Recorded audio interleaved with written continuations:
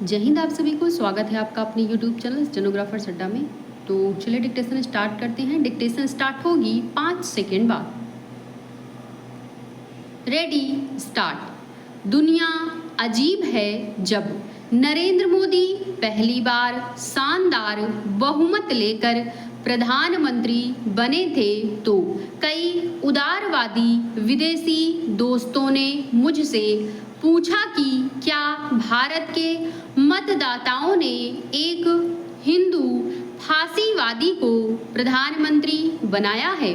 अशिक्षा और राजनीतिक नासमझी की वजह से मैंने उनको कई तरह से आश्वस्त किया था उस समय कि मामला न अशिक्षा का है न सोच का।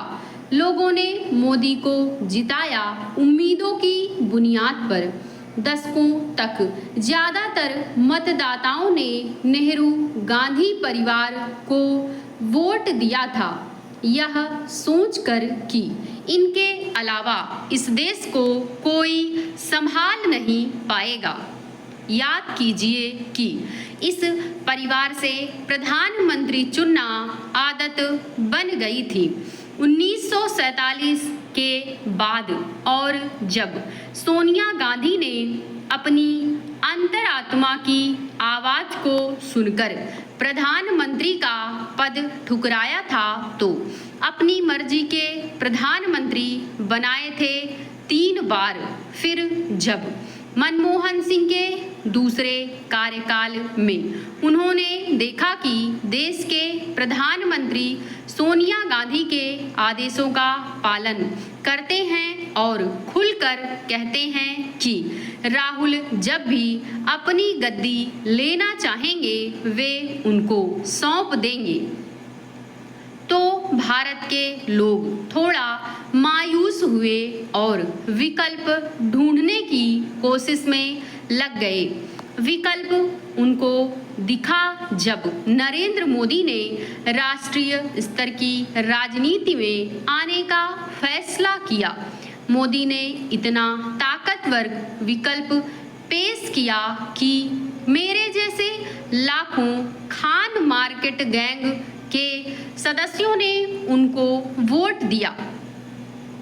ये बातें मुझे पिछले सप्ताह तब याद आईं जब डोनाल्ड ट्रंप ने संयुक्त राष्ट्र महासभा के सामने ऐसा भाषण दिया जो अगर किसी दूसरे दर्जे की हिंदी फिल्म में कोई अभिनेता देता तो लोग उसको मजाक में लेते।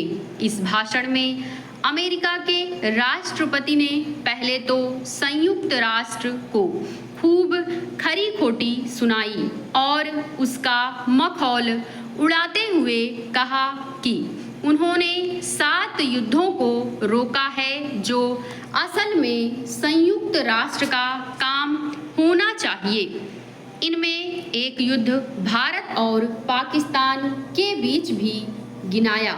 अपनी पीठ थपथपाते हुए उन्होंने कहा कि दुनिया में जितनी शांति अब दिख रही है वह पहले कभी नहीं थी और अमेरिका की अर्थव्यवस्था जितनी तरक्की पिछले 8 महीनों में कर चुकी है पहले किसी ने कभी नहीं देखी है। जलवायु संकट और धरती के गर्म होने के कारण मौसम के बदलने को उन्होंने सबसे बड़ा ढकोसला बताया और यूरोप को खबरदार किया कि उसके सारे देश बर्बाद हो रहे हैं अवैध प्रवासियों के कारण। चलते चलते यह भी कह दिया कि रूस या यूक्रेन से युद्ध चल रहा है चीन और भारत के पैसे से। ट्रंप ने पहले भी बेतुके भाषण दिए हैं लेकिन यह वाला उन सब से ज़्यादा बेतुका था।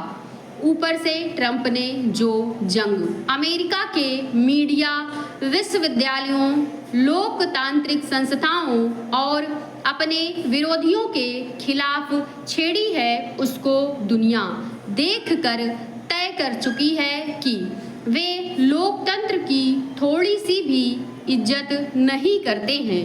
दुनिया ने यह भी देखा है कि ट्रंप चुने हुए प्रधानमंत्रियों और राष्ट्रपतियों से ज़्यादा सम्मान करते हैं व्लादिमीर पुतिन का।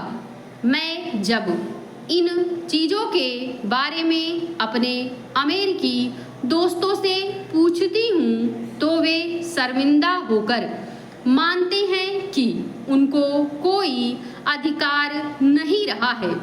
दुनिया के बाकी देशों को लोकतंत्र पर प्रवचन देने का यानी वही हाल है आज अमेरिका का जो भारत का था 2014 में, जब दुनिया के लोग हम पर उंगलियां उठाते थे।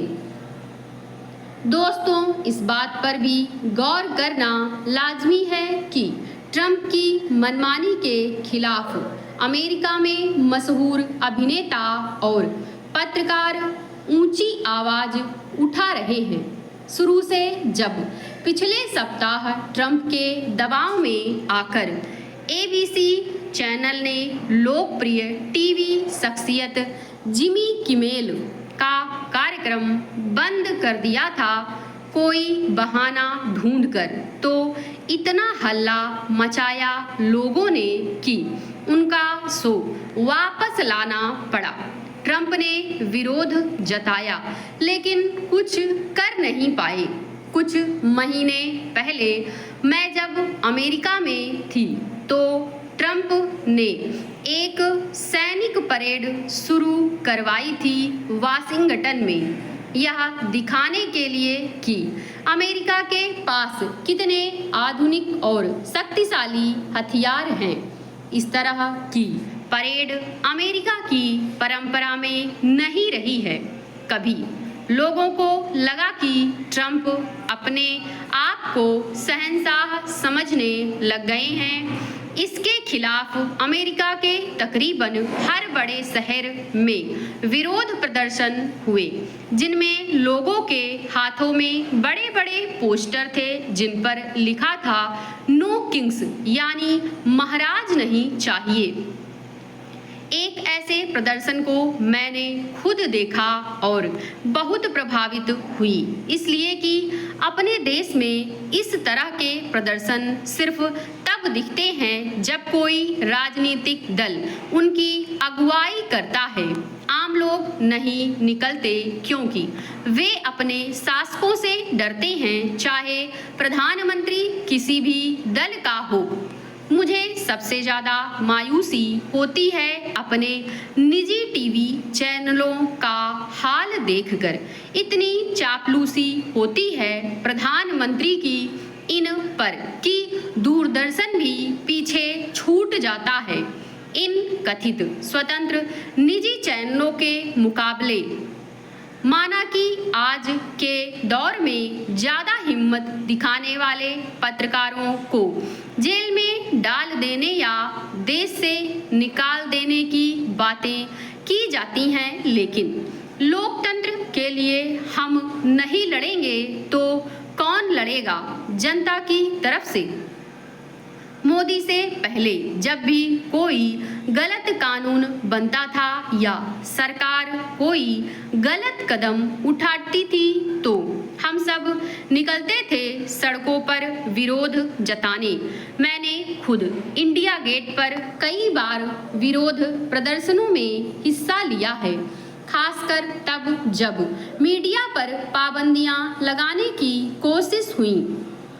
इसलिए माना कि अमेरिका मतदाताओं ने एक तानाशाह को राष्ट्रपति बनाया है, लेकिन उम्मीद कम से कम इसमें है कि लोगों में तानाशाही का विरोध करने की हिम्मत है समाप्त। ऐसे डिक्टेशन पाने के लिए चैनल को सब्सक्राइब करें और दोस्तों के साथ शेयर जरूर करें। Thank you.